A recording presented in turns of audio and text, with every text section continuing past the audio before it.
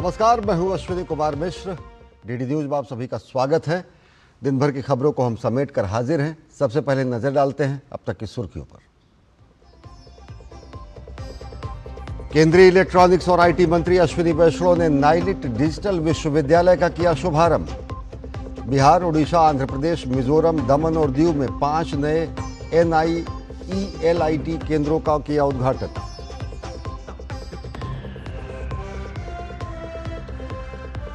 Colombia में दिए गए राहुल गांधी के बयान की भाजपा ने की कड़ी निंदा। कहा, Rahul Gandhi leader of propaganda, विदेश में देश की छवि खराब करने की उनकी आदत।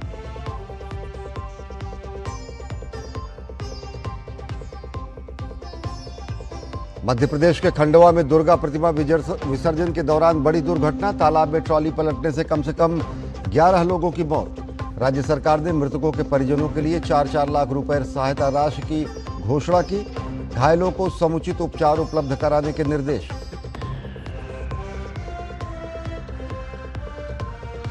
छत्तीसगढ़ में नक्सल उन्मूलन अभियान को मिली बड़ी सफलता। बीजापुर में 49 इनामी नक्सली सहित 103 माओवादियों ने किया आत्मसमर्पण।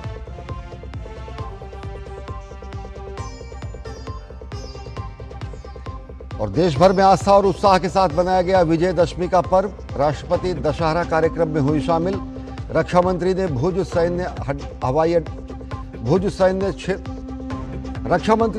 सैन्य अड्डे पर की शस्त्र पूजा।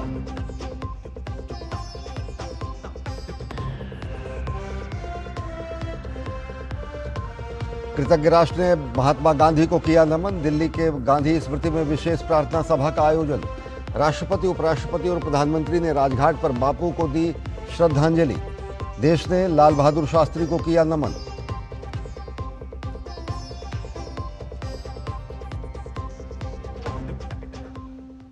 अब देखते हैं खबरों को विस्तार से। केंद्रीय मंत्री अश्विनी वैष्णव ने नई दिल्ली में उच्च गुणवत्तापूर्ण डिजिटल शिक्षा को सर्वसुलभ बनाने के लिए तैयार किए गए राष्ट्रीय इलेक्ट्रॉनिक्स एवं सूचना प्रौद्योगिकी संस्थान यानी नाइलिट प्लेटफॉर्म का उद्घाटन किया।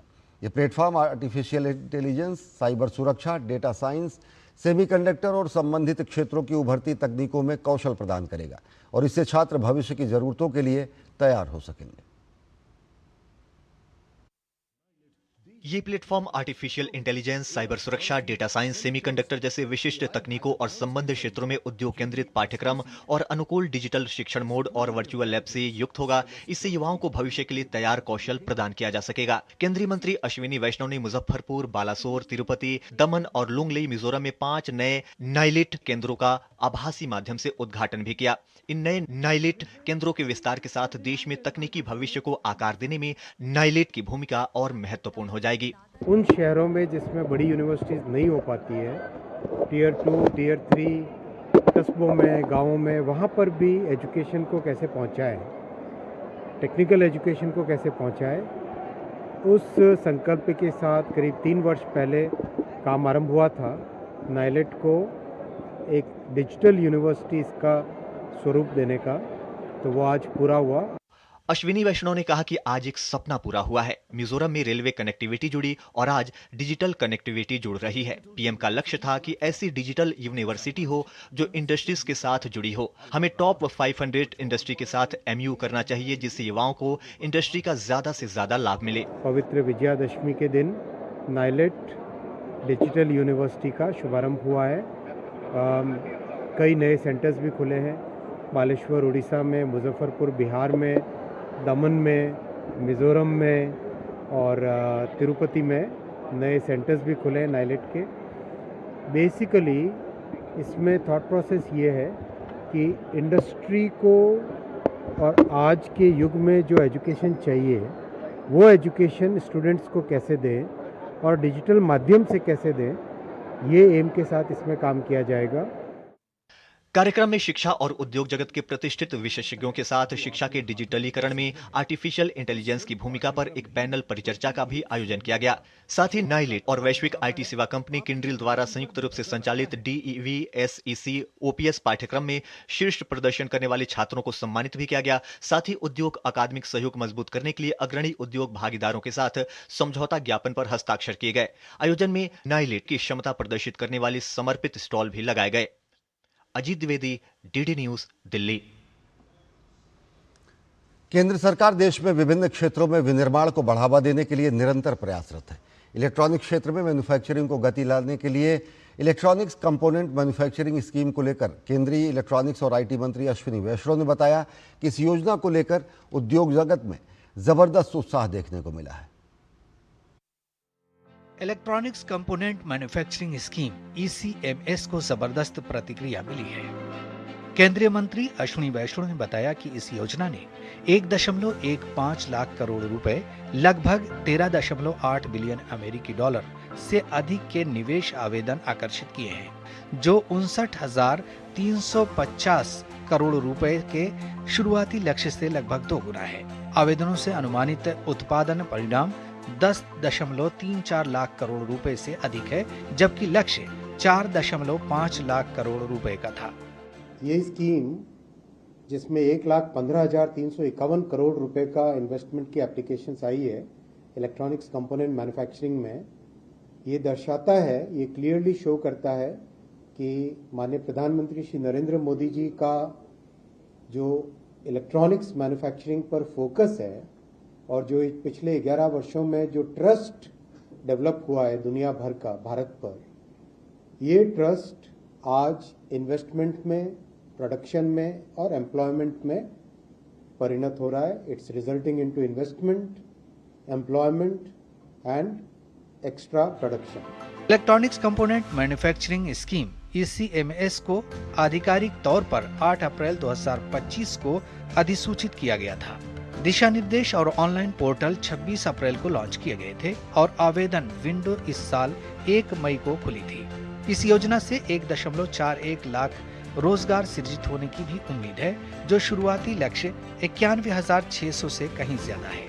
Employment, we had targeted 91,600 persons. Here the employment which is expected is 1.5 times at 1,41,000 persons employment. पहली बार Bharat SMD passive, laminate, flexible PCB, anode और पूंजीगत उपकरण जैसे उन्नत क्षेत्रों में निवेश देखने को मिलेगा। ज्यादातर उत्पादों के लिए आवेदन विंडो बंद हो गई है, लेकिन पूंजीगत उपकरणों का क्षेत्र अप्रैल 2027 तक नए आवेदनों के लिए खुला रहेगा। केंद्रीय मंत्री अश्विनी वैष्णव ने इस बात पर जोर दिया कि दुनिया भारत की ओर बहुत उम्मीदों और अपेक्षाओं से देख रही है। डीडी न्यूज के लिए विशाल वेरेस्टो की रिपोर्ट। विदेश मंत्री डॉक्टर एस जयशंकर ने नागरिक उड्डयन मंत्री राम मोहन नायडू किरंजरापू के साथ एयरबस के बोर्ड ऑफ डायरेक्टर्स और इंडिगो के वरिष्ठ प्रबंधन के साथ बैठक की। इस दौरान भारत में हो रहे बुनियादी ढांचा, आर्थिक और सुशासन संबंधी बदलावों पर विस्तार से विचार किया गया। बैठक में भारत यूरोप के बढ़ते हुए संबंधों और उनके लिए नागरिक उड्डयन क्षेत्र में विकास की संभावनाओं पर विचार विमर्श हुआ। विदेश मंत्री ने कहा कि नए अवसरों से भारत के विमानन क्षेत्र को नई दिशा और गति मिलेगी। भारतीय विदेश मंत्रालय के प्रवक्ता रणधीर जायसवाल ने ब्रिटेन के मैनचेस्टर में यहूदी प्रार्थना स्थल पर हुए आतंकवादी हमले की निंदा की है।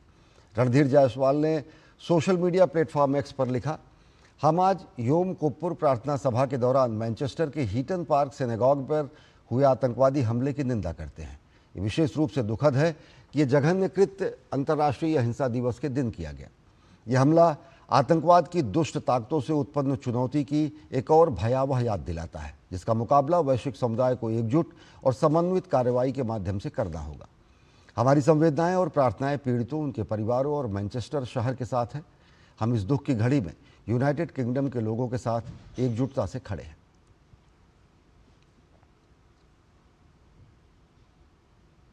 भारत और चीन के बीच सीधी हवाई सेवा फिर से शुरू होने जा रही है। नागरिक उड्डयन मंत्रालय ने गुरुवार की इसकी घोषणा करते हुए कहा कि उड़ानें अक्टूबर 2025 के अंत से बहाल हो जाएंगी। इस बीच इंडिगो ने जानकारी दी है कि 26 अक्टूबर से चीन के लिए सीधी उड़ान शुरू करेगा और टिकटों की बुकिंग शुक्रवार 3 अक्टूबर से उपलब्ध हो जाएंगी। ये निर्णय दोनों देशों के बीच संबंधों को धीरे धीरे सामान्य बनाने की दिशा में उठाया गया बेहद अहम कदम है। विदेश मंत्रालय ने बताया कि वर्ष की शुरुआत से ही भारत और चीन के नागरिक उड्डयन अधिकारी लगातार वार्ता कर रहे थे। इन चर्चाओं का उद्देश्य सीधी उड़ानें बहाल करना और एक नए हवाई समझौते को आगे बढ़ाना है। दिल्ली के कैबिनेट मंत्री और दिल्ली सिख गुरुद्वारा प्रबंधक कमेटी के पूर्व अध्यक्ष मनिंदर सिंह सिरसा ने प्रधानमंत्री नरेंद्र मोदी और केंद्रीय गृह मंत्री अमित शाह का गुरुपर्व पर सिख जत्थों को पाकिस्तान जाने की अनुमति देने पर आभार जताया है। उन्होंने कहा कि मौजूदा हालात के बावजूद ये फैसला सिखों की आस्था और पहचान का सम्मान है। गुरु नानक देव पातशाह जी के प्रकाश पुर्ब को उपलक्ष्य में जो जत्थे पाकिस्तान जाते थे वो इस साल भी पाकिस्तान जाएंगे। आज गृह मंत्रालय ने इसको स्पष्ट किया। 22 अक्टूबर से पहले सभी एप्लीकेशन स्टेट्स को जमा करानी होंगी।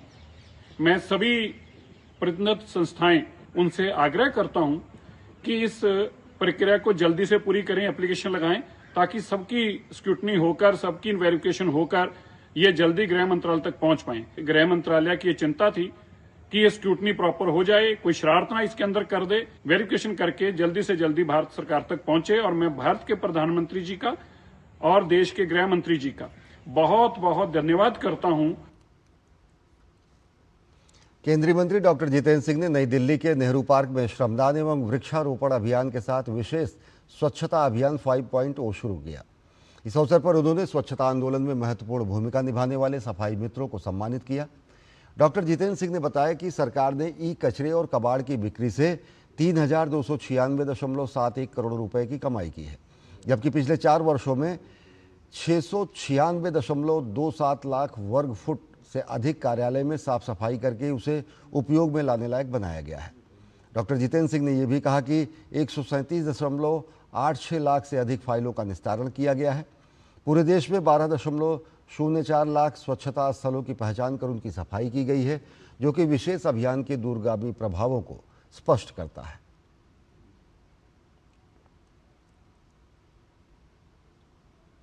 मुझे हर्ष होता है ये साझा करते हुए कि गत 4 वर्षों में इस सफाई अभियान के द्वारा लगभग 3300 करोड़ रुपया यानी 3,300 करोड़ रुपया मात्र स्क्रैप को आम मार्केट में फरोख्त करने से हासिल हुआ, जो सरकारी खजाने में जमा करा दिया गया। इसके अतिरिक्त लगभग 7 lakh square meter space vacate करवाई गई, जहां पर के बड़े बड़े मॉल तामीर हो सकते हैं। आज वहां पर ग्रीन कॉरिडोर्स बनाए गए हैं, रेस्टोरेंट्स बनाए गए हैं।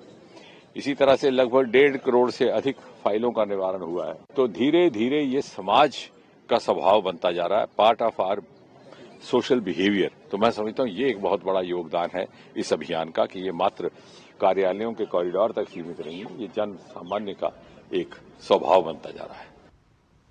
बीजेपी ने कांग्रेस को एक बार फिर कटघरे में खड़ा किया है। लोकसभा में विपक्ष के नेता राहुल गांधी के कोलंबिया में भारत विरोधी बयान को लेकर भाजपा ने राहुल गांधी को आड़े हाथ लिया है।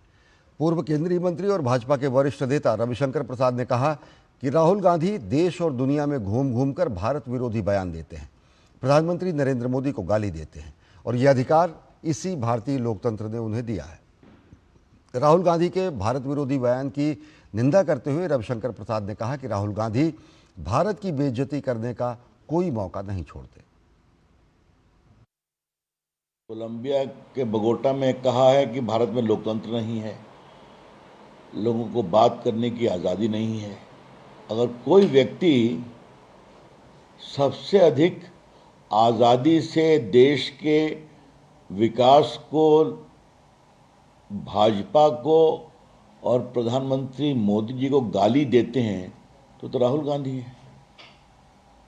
तो आपको देश के खिलाफ कुछ भी बोलने का अधिकार है। मोदी जी के ऊपर तो आप झूठे आरोपों की झड़ी लगाते हैं पूरे हिंदुस्तान में घूम घूम करके। तो लोकतंत्र में तो आपको एक प्रकार से गाली देने का अधिकार दे रखा है हिंदुस्तान में। बिहार में आगामी विधानसभा चुनाव को लेकर राजनीतिक गतिविधियां दिन प्रतिदिन तेज होती जा रही हैं। ऐसे में कई विधानसभा सीटों को लेकर सियासी हलचल काफ़ी तेज है। ऐसी एक सीट है बिहार के वैशाली जिले की राघोपुर विधानसभा सीट, और इसका राजनीतिक इतिहास बेहद दिलचस्प है। क्या कारण है और क्यों खास है ये सीट, देखिए हमारी खास रिपोर्ट। बिहार विधानसभा चुनाव का बिगुल बस बजने ही वाला है और राज्य की हर खास व आम सीट पर जोर आजमाइश शुरू हो गई है। ऐसी एक खास और वीवीआईपी सीट है राघोपुर विधानसभा क्षेत्र, जो बिहार की राजनीति के माहिर खिलाड़ी लालू प्रसाद के परिवार के लिए सुरक्षित गढ़ माना जाता है। हालांकि 2010 में इस गढ़ में भी सेंध लगी थी, जब पूर्व मुख्यमंत्री राबड़ी देवी को सियासत के एक साधारण आदमी से करारी शिकस्त मिली थी। बिहार के शाही परिवार को धूल चटाने वाला ये कारनामा किया था सतीश कुमार सिंह ने, जो एक बार फिर राघोपुर से अपनी चुनावी किस्मत आजमाने को तैयार हैं। मैं चूंकि मेरा जन्म स्थान यहाँ इस राघोपुर की धरती पर है, मैं यहाँ का निवासी हूँ, तो हमको टफ नहीं लगता है। हम हारते वहाँ पर है कि मुख्यमंत्री, यहाँ के कुछ लोग का नारा होता है कि हमको मुख्यमंत्री चाहिए, विधायक नहीं चाहिए, लेकिन वो गलतफहमी का शिकार हैं। विधायक जो विकास करने वाला व्यक्ति हो उसको चुनाव जिताना चाहिए। हालांकि 2010 में तो सतीश कुमार ने राबड़ी देवी को हरा दिया, लेकिन 2015 और 2020 के विधानसभा चुनाव में इस सीट पर लालू प्रसाद के बेटे तेजस्वी यादव का ही कब्जा रहा। अब सतीश कुमार सिंह फिर से तेजस्वी यादव को टक्कर देना चाहते हैं। जब मैं 15 में हार गया, उसके बाद से यहाँ जो विधायक बने तेजस्वी यादव ने कोई काम नहीं किया। केवल यहाँ के मतदाताओं को जात के नाम पर, मुख्यमंत्री बनने के नाम पर वोट लेकर चले गए। बाढ़ के समय भी वो घूमने के लिए नहीं आते हैं। जनता की नुमाइंदगी हर कोई करना चाहता है, पर क्या जनता भी अपने जनार्दन का नाम तय कर चुकी है? ये जानने के लिए तो जनता के मन को भी टटोलना जरूरी है। 2010 में सतीश कुमार जी विधायक बने थे, तो विधायक बने तो ये यहाँ पर जो भी है बोल्डर पिचिंग वो करवाए थे। उसको बाद कोई काम यहाँ नहीं किया। तेजस्वी यादव आते हैं, जीत के चल जाते हैं। किसी के घर में एक मुख्य दरवाज़ा होता है, उनके यहाँ 4-4 दरवाज़ा है। पहला गेट पे एंट्री की जैसे ही यहाँ की जनता भोली भाली जाती है, तो वो वहाँ नेता से भेंट नहीं होता है, सैकड़ों पुलिस कर्मी से भेंट होता है, जो तेजस्वी यादव की सुरक्षा में बैठे रहते हैं। और राघोपुर के जो गरीब लोग वहाँ जब जाते हैं ना, तो पहले ही डर जाते हैं, अपनी बात को क्या रखेंगे।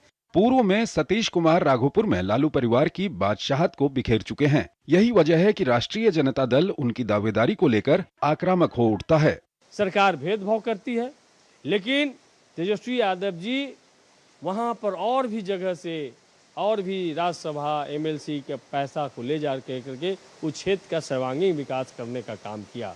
आज राघोपुर को पूरा देश ही नहीं, पूरा दुनिया में राघोपुर की एक पहचान है। राघोपुर की लड़ाई में राजद की ओर से तेजस्वी यादव का नाम एक तरह से तय है, लेकिन इस सीट पर प्रशांत किशोर के मुकाबले में उतरने की चुनावी चर्चा ने भी अभी से ही यहां चुनावी सरगर्मी को तेज कर दिया है। राघोपुर विधानसभा क्षेत्र बिहार का सबसे बड़ा वीआईपी सीट है। यहां से लालू प्रसाद यादव, राबड़ी देवी और वर्तमान में तेजस्वी यादव विधायक हैं। लेकिन अगर हम विकास के मानकों की बात करें तो यह क्षेत्र बुनियादी सुविधाओं से लेकर के शिक्षा और स्वास्थ्य में भी काफी पिछड़ा है। कैमरामैन विनय तिवारी के साथ कुमार आलोक, डीडी न्यूज, राघोपुर। और उत्तर प्रदेश की कारीगरी और उद्योग जगत को बड़ी राहत मिली है। जीएसटी दरों में कटौती से कारीगरों और एमएसएमई की जेब में अब दबाव घटेगा। साथ ही कारीगरी और उद्योग जगत के घरेलू और वैश्विक बाजार में पकड़ और मजबूत होगी। भदोही के कालीन, मुरादाबाद के पीतल और सहारनपुर की लकड़ी की नक्काशी अब पहले से 6 से 7% सस्ती हो जाएगी। इन उत्पादों पर अब तक 12% जीएसटी लगता था, जो घटकर 5% हो गया है। इससे निर्यात को बढ़ावा मिलेगा, लाखों कारीगरों को रोजगार मिलेगा। कानपुर और आगरा के चमड़ा उद्योग को भी सीधा लाभ होगा। यहाँ के लेदर, फुटवियर और एक्सेसरीज जो कि जीआई टैग प्राप्त हैं, अब कम कीमत पर उपलब्ध होंगे। 15 लाख से ज़्यादा लोगों को इस क्षेत्र में रोजगार मिलता है। फिरोजाबाद की कांच नगरी, खुर्जा की सिरेमिक, गोरखपुर का टेराकोटा, ये सभी पारंपरिक शिल्प अब और सस्ते होंगे। त्योहारी सीजन में इनकी मांग और बढ़ने की उम्मीद है। लखनऊ की चिकनकारी और वाराणसी की जरदोजी कढ़ाई करने वाली लाखों महिलाओं को भी बड़ा सहारा मिलेगा। शादी ब्याह और त्योहारी ऑर्डर से इनकी आमदनी में इजाफा होगा। मेरठ और मोदीनगर का स्पोर्ट्स उद्योग, आगरा का पेठा उद्योग और सहारनपुर का फर्नीचर, जीएसटी की दरें कम होने से सबकी कीमत घटेंगी। इससे घरेलू बिक्री और निर्यात दोनों में इजाफा होगा। वहीं सीमेंट उद्योग पर भी सरकार ने राहत दी है। जीएसटी 28% से घटाकर 18% कर दिया गया है, जिससे घर बनाने वाले लोगों के लिए, साथ ही साथ इंफ्रास्ट्रक्चर कंपनियों को बड़ी मदद मिलेगी। जीएसटी दरों में कटौती से उत्तर प्रदेश के शिल्प, उद्योग और आर्थिक जगत को सीधा लाभ हो रहा है। मध्य प्रदेश के खंडवा में एक बड़े सड़क हादसे में कम से कम 10 लोगों की मौत हो गई। भगवती विसर्जन के बाद लौट रहे लोगों से भरी ट्रक लोगों से भरी ट्रैक्टर ट्रॉली पुलिया से नीचे गिर गई और नदी में ट्रैक्टर ट्रॉली के गिरने से ये दुर्घटना हुई। ये दुर्घटना पंधाना थाना क्षेत्र के जमाली के पास आबाना नदी में हुई। हादसे में 14 लोग डूब गए। 11 शव प्रशासन ने ग्रामीणों की मदद से निकाले हैं। 3 लोगों को सुरक्षित बचा लिया गया है। जामली गांव है, वहां पर राजगढ़ पंचायत से कुछ युवा लोग आए थे मूर्ति विसर्जन के लिए। यहाँ पर जो हमारा तालाब है जामली में, वहाँ पर कोटवार की ड्यूटी भी लगी हुई थी। उनके द्वारा मना भी किया गया कि आगे पानी गहरा है, लेकिन किंतु युवा लोग कुछ अति उत्साह में थे, आगे भी चले गए और आगे जाकर ट्रॉली डिसबैलेंस होने से पलट गई। हमारी SDRF की होमगार्ड की टीम भी मौके पर आई। मौके पर पूरा प्रशासन था, विधायक मैम ने खुद लीडरशिप ली यहाँ पर। अब कुल मिलाकर 11 लोग मिसिंग थे, जिन सबकी बॉडीज़ रिकवर कर ली गई हैं। यदि हम राहत की बात करें तो ऑनरेबल CM के द्वारा भी ट्वीट करके इस बात की घोषणा कर दी गई है कि जो RBC 6-4 के अंतर्गत हमारा प्राकृतिक आपदा के अंतर्गत डूबने का 4 लाख का मुआवजा है, कल सुबह ही उसके बिल ट्रेजरी में लगा दिए जाएंगे। इस घटना पर मध्य प्रदेश के मुख्यमंत्री मोहन यादव ने शोक व्यक्त किया है। मुख्यमंत्री ने मृतकों के परिजनों को 4-4 लाख रुपए अनुग्रह राशि देने की घोषणा की है। घटना में घायल सभी लोगों के समुचित उपचार के निर्देश दिए गए हैं।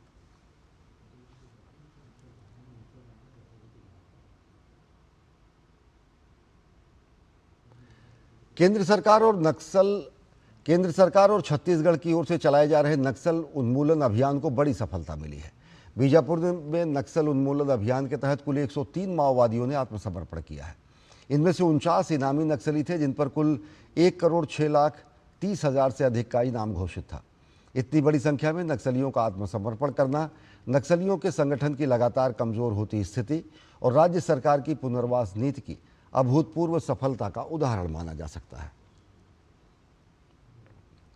बीजापुर पुलिस अधीक्षक डॉक्टर जितेंद्र कुमार यादव ने माओवादियों से शासन की पुनर्वास नीति का लाभ उठाने और शांतिपूर्ण एवं सम्मानजनक जीवन जीने की अपील की है।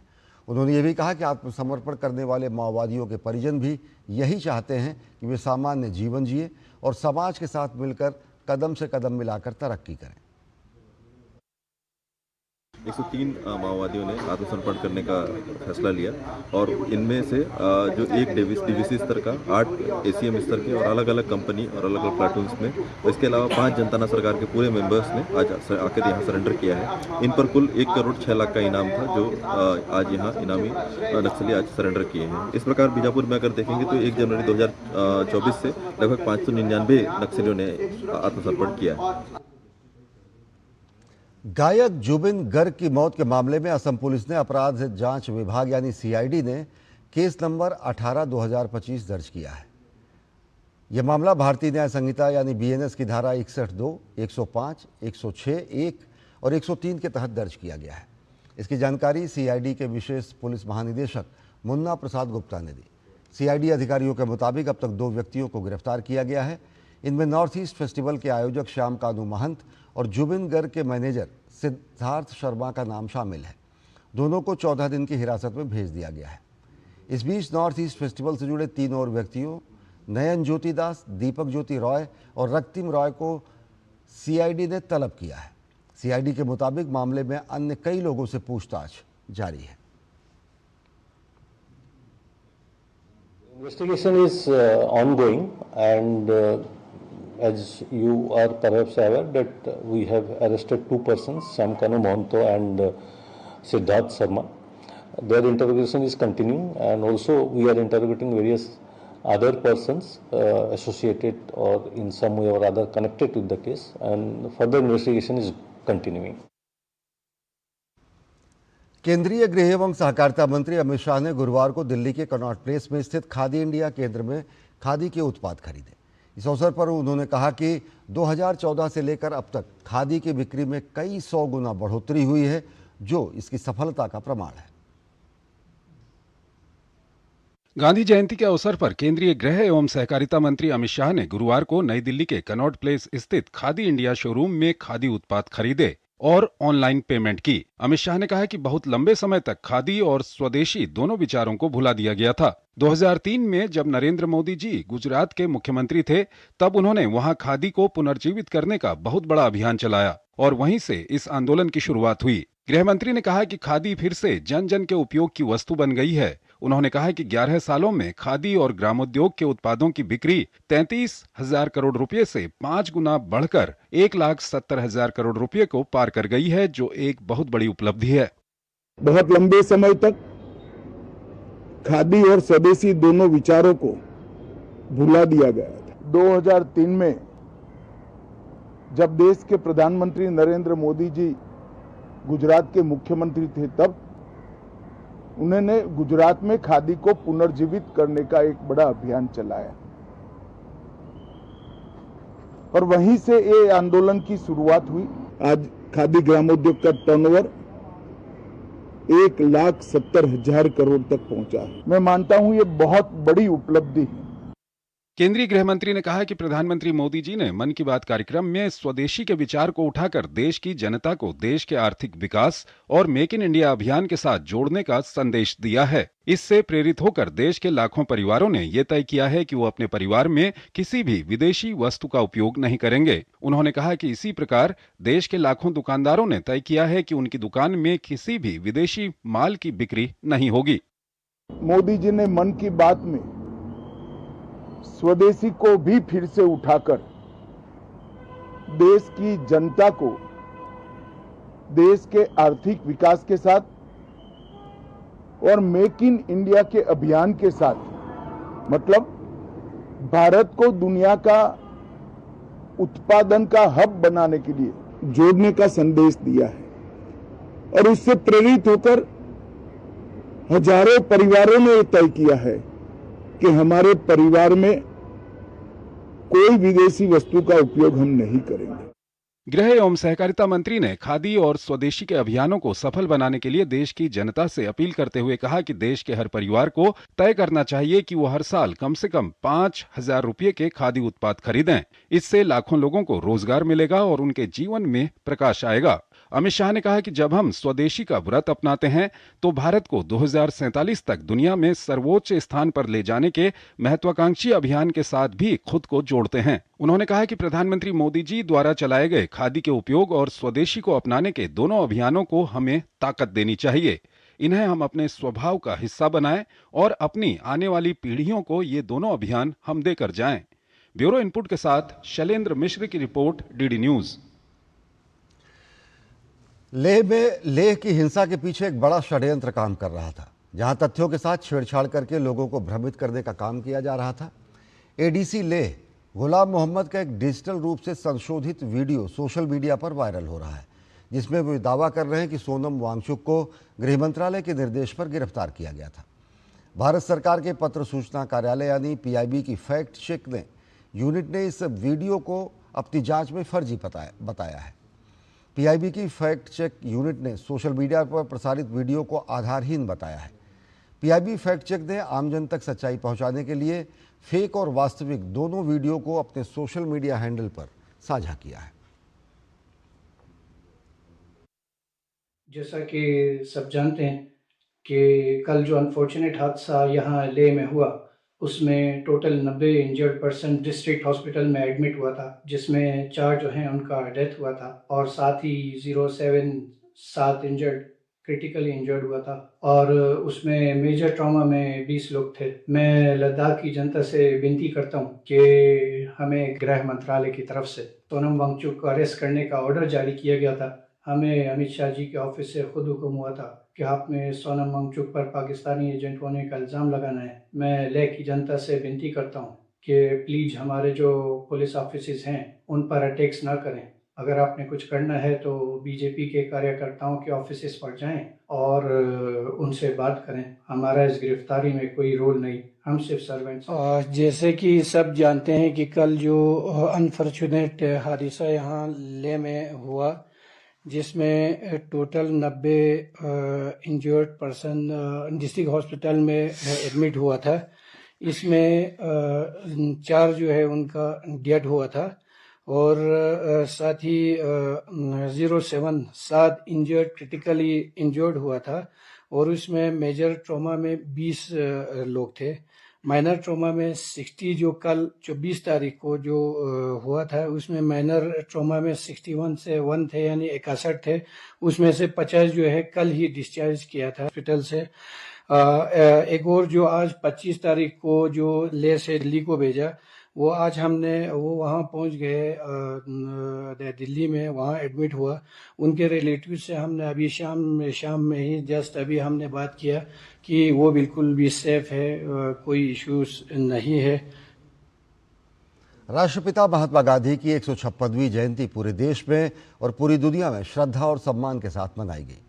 राजघाट पर राष्ट्रपति द्रौपदी मुर्मू, उपराष्ट्रपति और प्रधानमंत्री नरेंद्र मोदी ने पहुंचकर श्रद्धा सुमन अर्पित किए।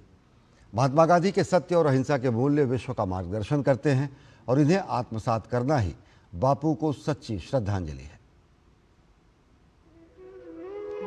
2 अक्टूबर को राष्ट्रपिता महात्मा गांधी की जयंती के अवसर पर देश भर में श्रद्धांजलि कार्यक्रमों का आयोजन किया गया। इस पावन अवसर पर सभी ने बापू के आदर्शों को याद करते हुए सत्य, अहिंसा और स्वच्छता के उनके संदेश को आत्मसात करने का संकल्प लिया।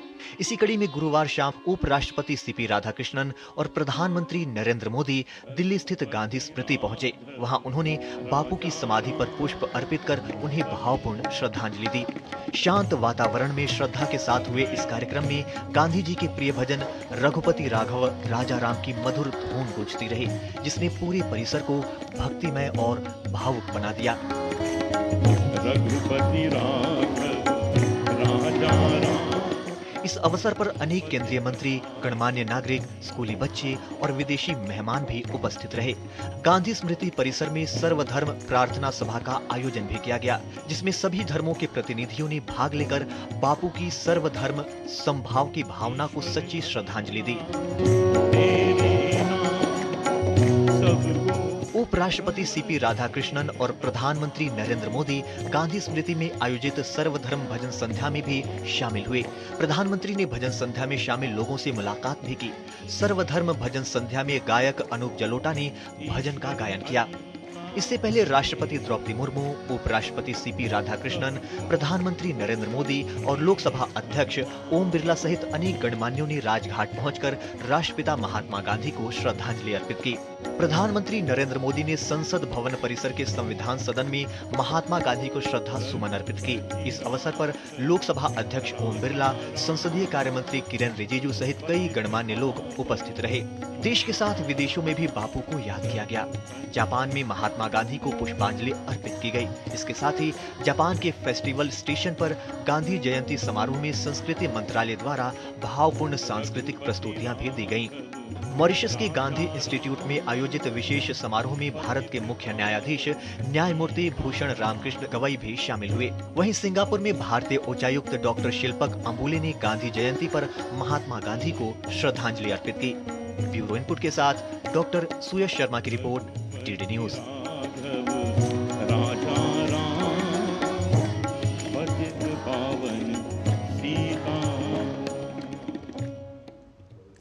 और महात्मा गांधी की 156वीं जयंती पर रूस की राजधानी मॉस्को स्थित भारतीय दूतावास के केंद्रीय विद्यालय में भव्य समारोह का आयोजन किया गया।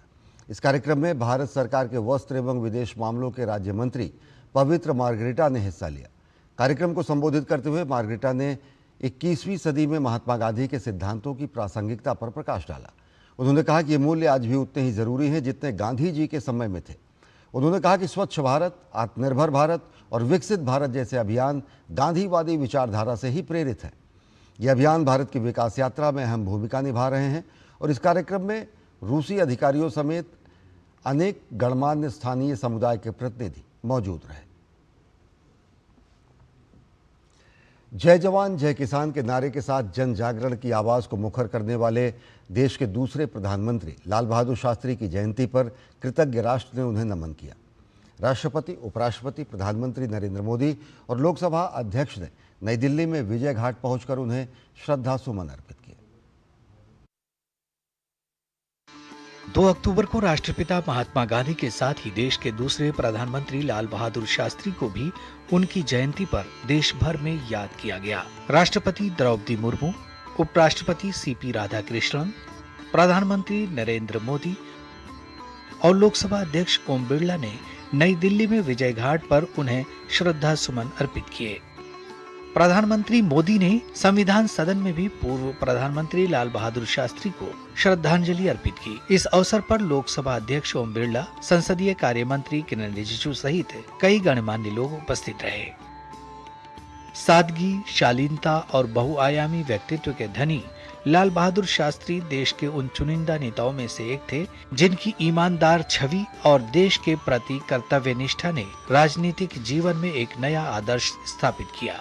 संकटों को सुलझाने की उनकी काबिलियत और मजबूत फैसले करने जैसी बातें भी उन्हें बाकी राजनेताओं से अलग करती हैं। लाल बहादुर शास्त्री द्वारा दिया गया जय जवान जय किसान का नारा सिर्फ एक नारा ही नहीं था, बल्कि सरहद पर खड़े जवान और खेत में काम करने वाले किसान की अटूट मेहनत और श्रम के प्रति सम्मान को दर्शाता है। Bureau report, DD news. Nagpur स्थित दीक्षा भूमि पर 69वें धर्मचक्र प्रवर्तन दिवस के अवसर पर डॉक्टर बाबा साहब भीमराव अंबेडकर को श्रद्धांजलि अर्पित की गई। भीमराव अंबेडकर स्मारक समिति दीक्षा भूमि द्वारा नागपुर स्थित पवित्र दीक्षा भूमि में स्मारक समिति के अध्यक्ष सुरई ससाई की उपस्थिति में बुद्ध वंदना किया गया। इसके बाद बाबा साहब द्वारा दी गई 22 प्रतिज्ञाओं का वाचन किया गया। इस अवसर पर समता सैनिक दल द्वारा पंचशील ध्वज और बाबा साहब को नमन किया गया। नागपुर के पवित्र दीक्षा भूमि पर 69वें धम्मचक्र परिवर्तन दिन की शुरुआत हुई है। सुबह 9 बजे बनते आर्य नागार्जुन सुरई ससाई, उनका भिक्षुगण, विदेशों से आए सारे भिक्षुगण, लाखों न्यायी और दीक्षा भूमि स्मारक समिति के सारे पदाधिकारी के साथ उन्होंने बुद्ध वंदना प्रदान की, 22 प्रतिज्ञा प्रदान की, जिनका सबने ग्रहण किया। उसके बाद समता सैनिक दल ने अपनी मानवंदना देते हुए रैली निकाली। राष्ट्रीय स्वयंसेवक संघ के शताब्दी समारोह के अवसर पर नागपुर के ऐतिहासिक रेशिमबाग में विशेष समारोह का आयोजन किया गया। संघ प्रमुख डॉक्टर मोहन भागवत ने समारोह को संबोधित किया। उन्होंने कहा कि आरएसएस के स्वयंसेवक राष्ट्र की सेवा और समाज को सशक्त बनाने के लिए समर्पित रहे हैं। उन्होंने कहा कि संघ का चिंतन समाज के हित में है। संघ की शाखा में अपने राष्ट्र स्वरूप की यह स्पष्ट कल्पना और गौरव प्राप्त होता है। और जो मैंने 5 बातें कही, कर्तृत्व, नेतृत्व, व्यक्तित्व, समझदारी और भक्ति, वो भी शाखा के इन संस्कारों से प्राप्त होती है। इसके आधार पर जो परिवर्तन आएगा समाज में, उससे भारतवर्ष खड़ा होगा। भारत का यही आत्मस्वरूप आज की देशकाल परिस्थिति से सुसंगत शैली में फिर से विश्व में खड़ी करनी है। संघ प्रमुख डॉक्टर मोहन भागवत ने कहा कि हिंदू समाज का संगठित होना देश की एकता, सुरक्षा और विकास की गारंटी है। हिंदू समाज का बल संपन्न होना, शील संपन्न होना, संगठित होना इस देश के एकता, एकात्मता, सुरक्षा और विकास की गारंटी है। क्योंकि हिंदू समाज सनातन काल से यहां चलते आया है, वो इस देश का उत्तरदायी समाज है, रिस्पॉन्सिबल सोसाइटी। राष्ट्रीय स्वयंसेवक संघ अपने शताब्दी स्थापना वर्ष में है। राष्ट्रीय स्वयंसेवक संघ राष्ट्र निर्माण के लिए अनुशासित, संस्कारवान, चरित्रवान, गुणवान, देशभक्त और समर्पित नागरिकों के संघ का पर्याय बन चुका है। राष्ट्रीय स्वयंसेवक संघ ने गत 100 वर्षों में स्वराज्य से सुराज, स्वकर्म से स्वधर्म की स्थापना कर स्वावलंबी, स्वाभिमानी राष्ट्र बनाने में अमूल्य योगदान दिया है। देखिए हमारी खास रिपोर्ट। 1920 का दशक और औपनिवेशिक भारत, असहयोग आंदोलन की असामयिक समाप्ति से देश में नैराश्य, मां भारती की पराधीनता की बेड़ियों को काटकर स्वाधीन होकर स्वतंत्र की स्थापना जनाकांक्षा बन चुकी थी। स्वाधीनता संघर्ष में मां भारती के अनगिनत सपूत अपने कार्य, व्यवहार, विचार, सामर्थ्य और शक्ति से अपना योगदान कर रहे थे। स्वतंत्रता प्राप्ति का मार्ग अहिंसात्मक और सशस्त्र क्रांति से अनवरत जारी था, तो इसी भावभूमि से वैचारिक क्रांति का भी सूत्रपात हुआ और इस वैचारिक क्रांति की तपोभूमि थी नागपुर। 1925 में विजयदशमी के दिन डॉक्टर केशव बलिराम हेडगेवार ने राष्ट्रीय स्वयंसेवक संघ की स्थापना की। बाल्यकाल से ही बर्तानिया साम्राज्य के हर महिमा मंडन का विरोध करने वाले जन्मना राष्ट्रभक्त डॉक्टर हेडगेवार आजीवन स्वाधीनता आंदोलन के सभी प्रयासों में सक्रिय रहे। 1921 में अंग्रेज सरकार ने उन पर राजद्रोह का मुकदमा चलाया। 1 वर्ष कारावास की सजा हुई। कोलकाता में मेडिकल की पढ़ाई के साथ ही वे अनुशीलन समिति के सक्रिय सदस्य रहे। 1930 में नमक सत्याग्रह में 9 महीने का कारावास हुआ और इससे राष्ट्र निर्माण की प्रतिबद्धता और प्रगाढ़ हुई। राष्ट्रीय स्वयंसेवक संघ का लक्ष्य है परम वैभवम नेतुमेतत् स्वराष्ट्रम, यानी संपूर्ण समाज को संगठित कर भारत को समर्थ और परम वैभवशाली राष्ट्र बनाना। संघ ने स्वाधीनता संघर्ष के दौरान स्वातंत्र समर की बलिवेदी पर अनगिनत युवाओं को अपना सर्वस्व न्यौछावर करने का पाठ तो पढ़ाया ही, साथ ही आजादी के बाद समाज में चरित्र और संस्कार निर्माण की अपनी अहम भूमिका निभाते हुए नागरिकों में समरसता, समानता, समर्पण और राष्ट्र प्रेम का भाव जगाया। संघ का मुख्य उद्देश्य समाज में व्याप्त कुरीतियों का निराकरण करते हुए राष्ट्र प्रथम की भावना को बढ़ावा देना है और संघ के द्वितीय सरसंघचालक सदाशिवराव गोलवलकर ने यही मंत्र दिया, इदम राष्ट्राय इदम न मम, यानी यह मेरा नहीं है, यह राष्ट्र का है। राष्ट्रीय स्वयंसेवक संघ राष्ट्र निर्माण के लिए अनुशासित, संस्कारवान, चरित्रवान, गुणवान, देशभक्त और समर्पित नागरिकों के संघ का पर्याय है, जिसने गत 100 वर्षों में स्वराज्य से सुराज, स्वकर्म से स्वधर्म की स्थापना कर स्वावलंबी और स्वाभिमानी राष्ट्र के निर्माण में अमूल्य योगदान दिया है। और शताब्दी वर्ष में आगे का लक्ष्य है पंच परिवर्तन से नए भारत का निर्माण। जो 5 बातें हमने कही है पंच परिवर्तन में, वो समाज के आचरण में आमूलाग्र बदल लाने वाली बातें हैं और इसमें कुछ बहुत करना नहीं पड़ता। समाज में सब विषय स्वीकार है। इन 5 विषयों का कोई विरोध नहीं करता। सामाजिक समरसता, मंदिर, पानी, स्मशान सब हिंदुओं का एक हो, ये देखना है। अपने कुटुंब में कुटुंब प्रबोधन का मंगल संवाद, पर्यावरण, पानी बचाओ, प्लास्टिक हटाओ, पेड़ लगाओ। ऐसे ही स्वदेशी का आचरण, घर के अंदर भाषा, भूषा, भजन, भवन, भ्रमण, भोजन अपना चाहिए और नागरिक नियमों का पालन करना। 1925 से 2025 तक संघ ने असंख्य चुनौतियों का सामना किया। विभाजन की विभीषिका, आपातकाल का अंधेरा, प्राकृतिक आपदाओं का संकट, लेकिन चरैवेति संघ और संगठन की शक्ति बढ़ती गई। आज संघ के लगभग 50 से ज्यादा राष्ट्रीय और अंतर्राष्ट्रीय ख्याति प्राप्त संगठन हैं, जो संघ की विचारधारा को आधार मानकर राष्ट्र और समाज निर्माण में सक्रिय हैं। राष्ट्रवादी विचारधारा से प्रेरित ये संगठन सामाजिक, राजनीतिक, शैक्षिक क्षेत्र के साथ ही साथ धर्म, संस्कृति, वनवासी कल्याण समेत विविध क्षेत्रों में अतुल्य योगदान दे रहे हैं। संघ के अनुषंगी संगठनों में भारतीय जनता पार्टी, भारतीय किसान संघ, भारतीय मजदूर संघ, अखिल भारतीय विद्यार्थी परिषद, विश्व हिंदू परिषद, स्वदेशी जागरण मंच, विद्या भारती, सेवा भारती, वनवासी कल्याण आश्रम, विश्व संवाद केंद्र, लघु उद्योग भारती, राष्ट्र सेविका समिति, हिंदू जागरण मंच, मुस्लिम राष्ट्रीय मंच और विवेकानंद केंद्र समेत अनेक संगठन राष्ट्र निर्माण, समाज निर्माण और संस्कार निर्माण में अनवरत लगे हैं। वर्ष 1990 में विधिवत सेवा विभाग का आरंभ हुआ। आज संघ अभावग्रस्त क्षेत्रों और पिछड़े क्षेत्रों में शिक्षा, स्वास्थ्य, संस्कार और स्वावलंबन के विषय पर ग्रामीण और नगरीय क्षेत्रों में 1,29,000 से अधिक सेवा कार्य चला रहा है। समाज परिवर्तन के इन प्रयासों में स्वयंसेवकों को समाज का भरपूर सहयोग और समर्थन मिला है। महज 100 वर्षों की साधना यात्रा में आज संपूर्ण भारत में 98% जिलों और 92% खंडों में संघ की शाखाएं चल रही हैं। देश भर में 51,740 स्थानों पर 83,129 दैनिक शाखाएं और 26,460 स्थानों पर 32,147 साप्ताहिक मिलन कार्यक्रम चल रहे हैं। समाज में स्थायी परिवर्तन लाने हेतु समाज की व्यवस्थाओं का युगानुकूल निर्माण ही संघ का उद्देश्य है और यह मंत्र है, तन से, मन से, धन से, तन मन धन जीवन से हम करें राष्ट्र आराधन। राष्ट्रीय स्वयंसेवक संघ हास, परिहास, उपहास, विरोध, प्रतिरोध और प्रतिशोध के झंझावातों को पार कर स्वयं स्वीकृत कंटकाकीर्ण मार्गों को अपने तप और तपश्चर्या से पार कर स्वीकृति, समर्थन और समग्रता का रूप धारण कर चुका है और राष्ट्र का आराधन, राष्ट्र का अभिवादन, राष्ट्र का चिंतन और राष्ट्र का अर्चन ही संघ का मुख्य उद्देश्य है। संघ स्थापना का शताब्दी वर्ष और अमृतकाल का यह समय अपनी जन्मभूमि को, पवित्र मातृभूमि को, अपनी कर्मभूमि को, गौरवशाली पितृभूमि को तपोभूमि मानकर संगच्छध्वम संवदध्वम समवो मनांसी जानताम के मंत्र के साथ पुण्यभूमि भारत को जगतगुरु के सिंहासन पर पदारूढ़ करने के पुरुषार्थ का समय है। Ashwini Kumar Mishra, DD news, Delhi.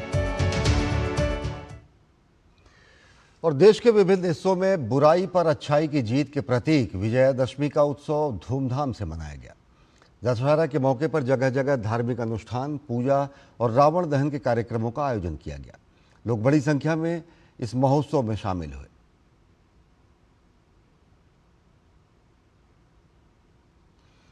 मैसूरू दशहरा के दौरान आयोजित ड्रोन शो ने अद्भुत प्रदर्शन करके सबका ध्यान खींचा। इस शो में 2983 ड्रोन ने एक विशाल बाघ की आकृति बनाई।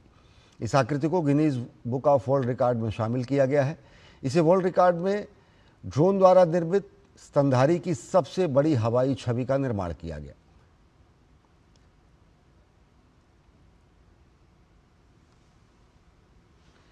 राष्ट्रपति द्रौपदी मुर्मू दिल्ली के लाल किला मैदान में श्री धार्मिक रामलीला कमेटी द्वारा आयोजित विजयदशमी उत्सव में शामिल हुई।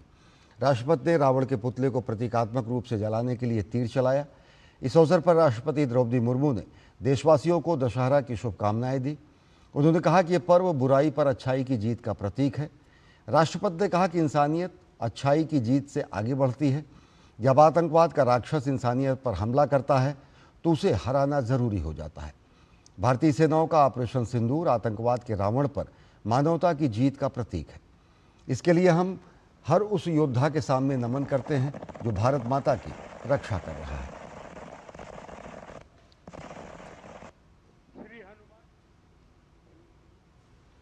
उत्तर प्रदेश के मुख्यमंत्री योगी आदित्यनाथ ने गोरखपुर में रामलीला मैदान में आयोजित कार्यक्रम में हिस्सा लिया।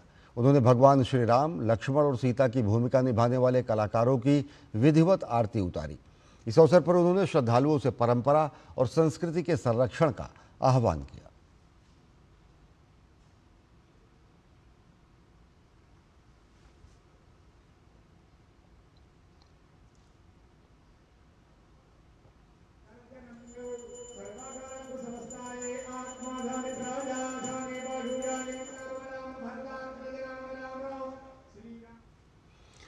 बिहार की राजधानी पटना में दशहरा के मौके पर रावण के पुतले दहन के कार्यक्रम में हजारों की संख्या में लोग पहुंचे। इस कार्यक्रम को देखने के लिए उत्सव सरीखा माहौल था। रावण, मेघनाथ और कुंभकर्ण के पुतलों का दहन होते समय आसमान में आतिशबाजी जगमगा उठी।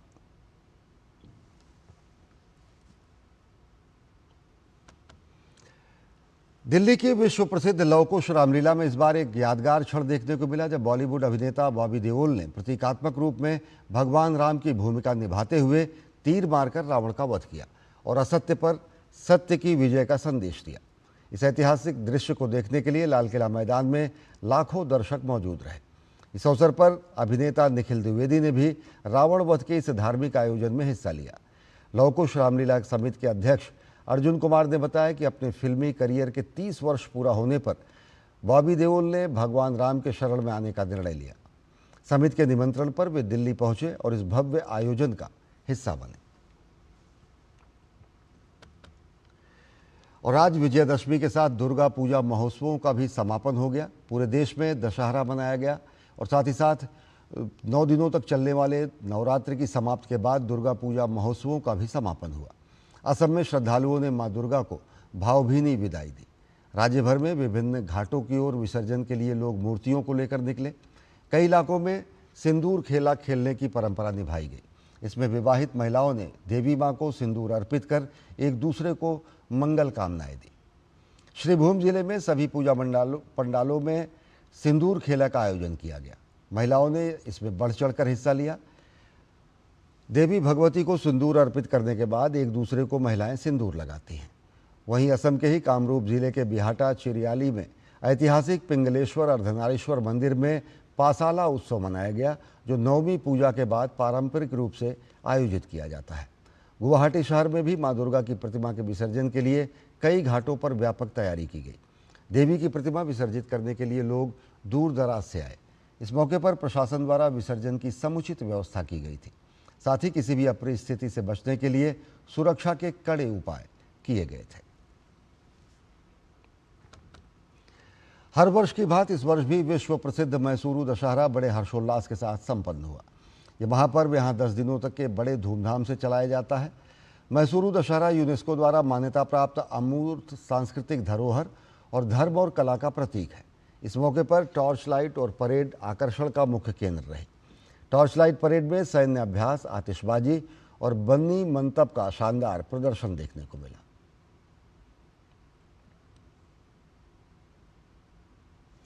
तो बुलेटिन में फिलहाल इतना ही। देश और दुनिया की ताज़ा तरीन खबरों के लिए देखते रहिए DD न्यूज़। नमस्कार।